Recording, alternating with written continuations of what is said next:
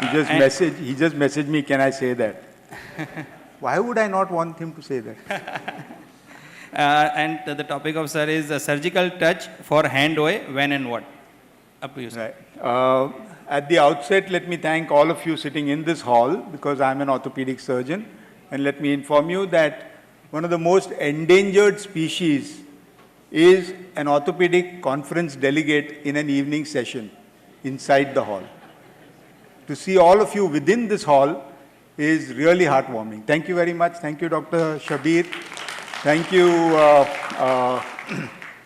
my dear friend Balki, for inviting me and asking me to speak about surgery in OA hand.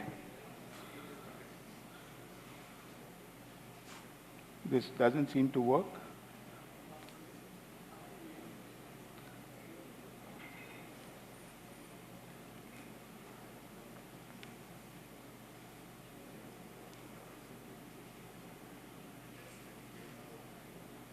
Can you go back? Yeah. So here's an athlete winning the gold medal at an Asian Games. We'll come back to his story a little later. And in contradistinction, I don't seem to be able to get this to move. Yeah. Can you play that video? Here's a 73-year-old lady. She's the grandmother of a person who organizes camps for us in Kutch. And I see her every year that I go there, and she has osteoarthritis. She comes to my clinic. Wishes me, gives me a few khakras, and goes back, and does not take any treatment.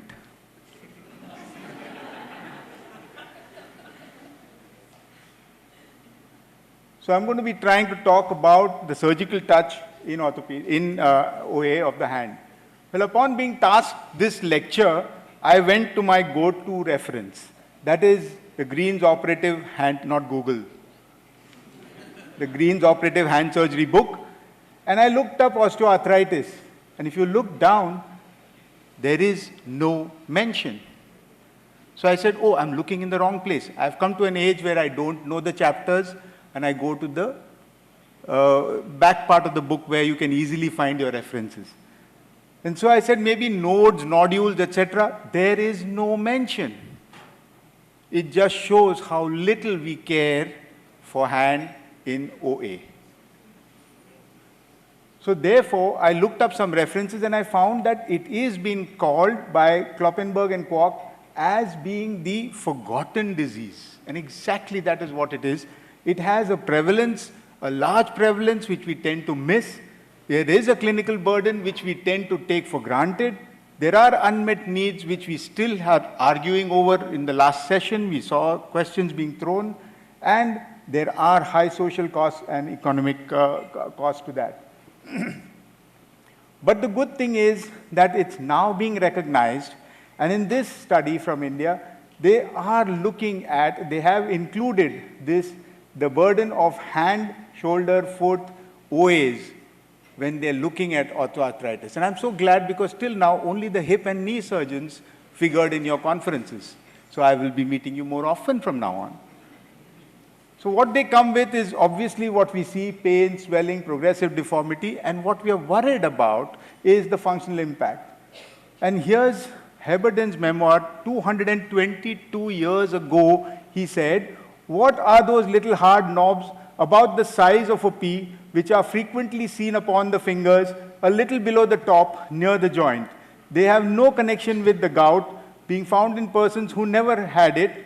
They continue for life and being hardly ever attended with pain or disposed to become sores, are rather unsightly than inconvenient, though there must be some little hindrance to the free use of the fingers. How true is that even today? 222 years after he wrote that, we are still grappling with exactly the same thing. And then we try and classify these. And then we see, oh, these joints, we've seen how they present. Then you say, okay, how many joints should be involved? And if these many joints are involved, then we will call it this, etc., etc., etc.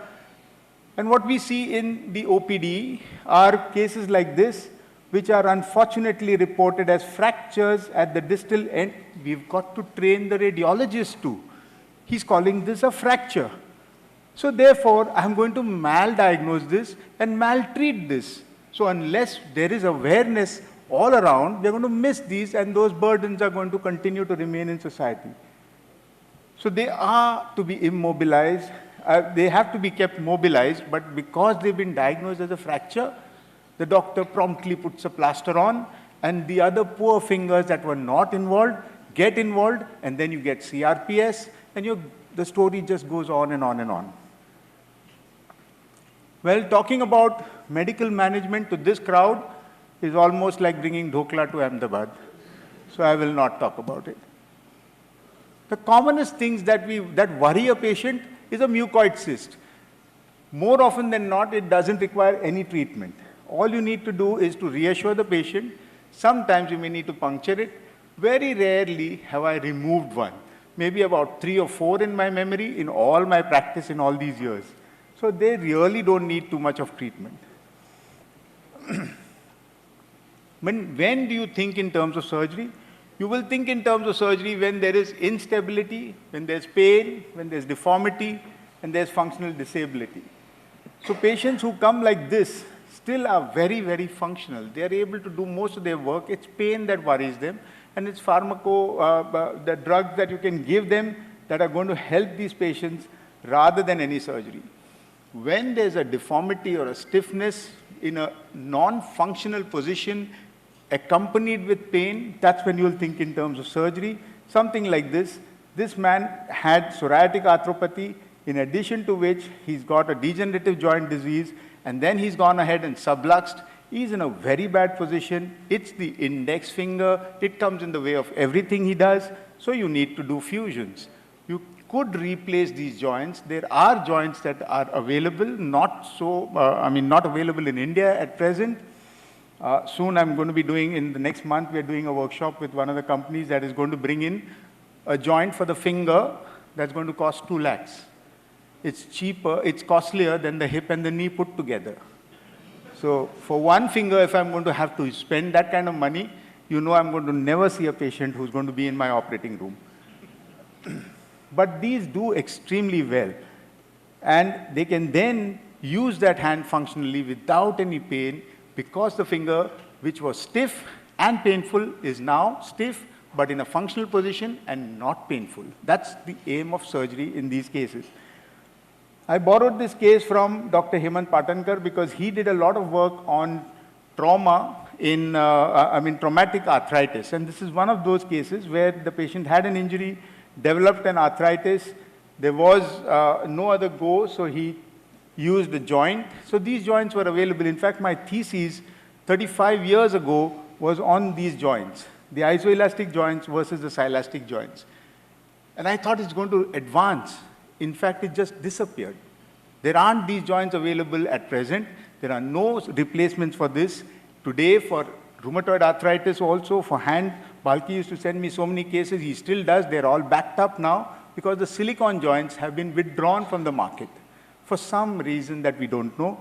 We're now going to try and work on that and try and get it going again. So this is a silicone joint which was used, and the patient had excellent function. So I must thank Dr. Hemant Patankar, because sometimes they mistake me for Hemant Patankar. We are like the changeable hawk eagles, you know, we can be changed, interchanged. We were room partners, we were together for 10 years, so they seem to think we are alter egos. Well, these joints have been withdrawn from India. All hand surgeons have long lists. Please help us to move the government to try and get something happening so that we can get these patients pain-free again.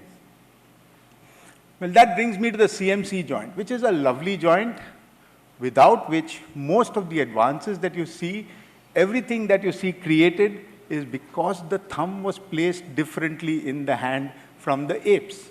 Therefore, the thoughts that come in your mind can be made into something because the thumb was placed differently, and the thumb was placed differently on this saddle joint. This is the lovely joint that we have. The pinch force that you put at the tip, if it's a kilo, when it goes down to the IP joint and you measure it there, it's 3.6. When it comes down to the CMC joint, it's 13 kilos. Can you imagine the loading of that joint? And that number's unfortunately unlucky for some people. Because then, if there's a little ligamental laxity, it's going to swing from one side to the other and cause a problem. And that's what we deal with. What happens is eburnation of the joint, and this slowly progresses from one corner to the other corner. Pain keeps on increasing. Joint tends to become loose, suddenly slips out, and remains out as a sublux or a dislocated joint. So that's what is happening inside. Simple tests. The easiest one is to try and grind it. When they complain of pain, press them into pain. If they shout in pain, you know that is your diagnosis. Get an X-ray. There are, of course, classifications, and we will look at a few of those. So when there's just a little spiking, you know something is beginning to start in that area. Then you can see if it's unstable, you can do something at that stage.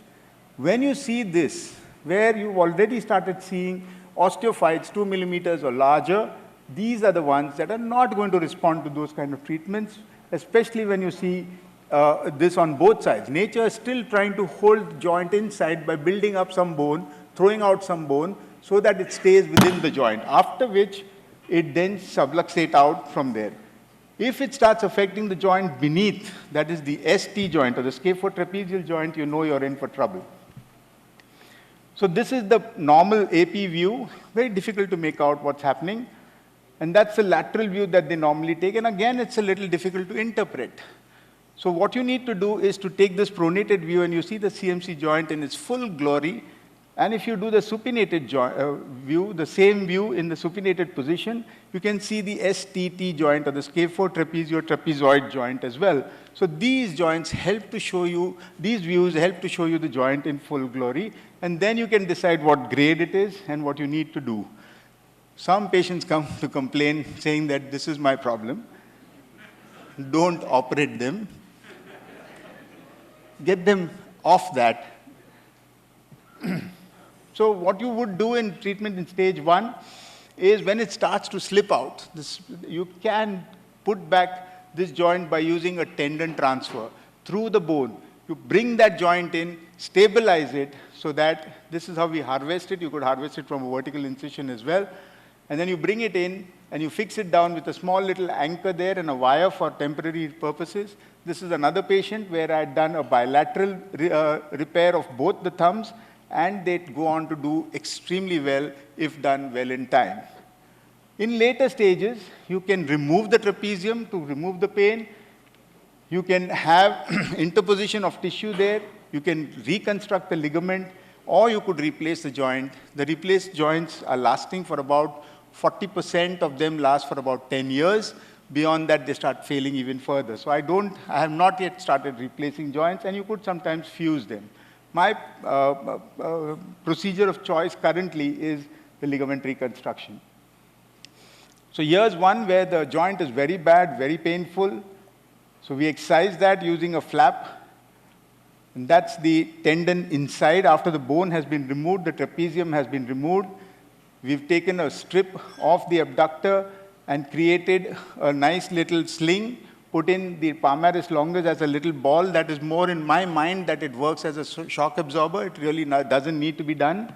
But my boss, Dr. Tarapurwala, did that regularly. My boss, Dr. B.B. Joshi, did that regularly. And therefore, I do it still.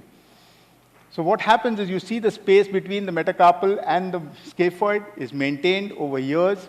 And you find the other side is getting worse and worse and worse. So the height is maintained, no subsidence, excellent function, great function. They talk about a little loss of power, but really that doesn't matter so much.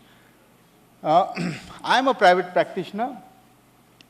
I see 10 to 12 new outpatients in a day maybe. 6 days a week, I see 2,500 patients in a year. And I see 3 to 5 patients with basal joint arthritis every month. That's a large number if you look at it. But I do get preferentially the ones that are in a much advanced stage. And I'm thinking, am I seeing little? Am I seeing too much? What's happening in the rest of the country? I'm a hand surgeon. So I checked how many of these did I operate. And I'm operating very small numbers, 4, 6, 8 in a year. Nothing large. So they don't need surgery. And I'm thinking, am I doing too little? Should I be giving more pain relief to more people?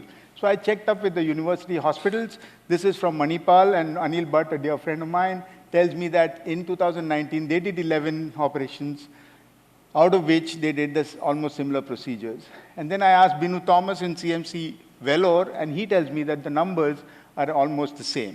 So it's not that all of us are operating too many, we operate the ones that require to be operated.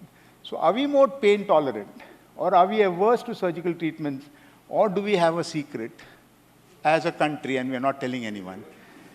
Well, it actually does seem so, you know, because when we look at anatomical dissections, what came to light in this paper was that many of the abductor pollicis slips were inserted onto the trapezium. And in India, that seems to be much less. What that means, I have no clue. Neither do the authors of this paper. But when we find out, we'll certainly come back and tell you. But there is a difference. It tells us there's a difference. And that ethnic difference is probably what allows us to be a little more tolerant. So here's an orthopedic colleague of mine who works with Balki.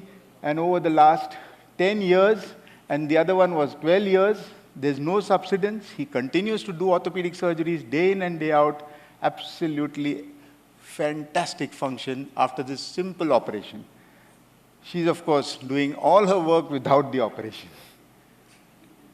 So there are two Indias, remember that. Now we'll just look at quickly two other examples, and this is the ST joint, which we just saw. So when you have arthritis arising from there, you need to fuse that joint, and if you fuse that joint, you can get fairly good function in those hands. Sometimes we need to fuse the CMC joint, especially in very heavy manual workers, and they will probably do well with fusions rather than excisions. So it's on the rise in our country. We do require to give them treatment from time to time. Surgical indications, of course, are rare. Joint replacement is attractive right now, but I don't think it's an option that I'm going to jump into too soon.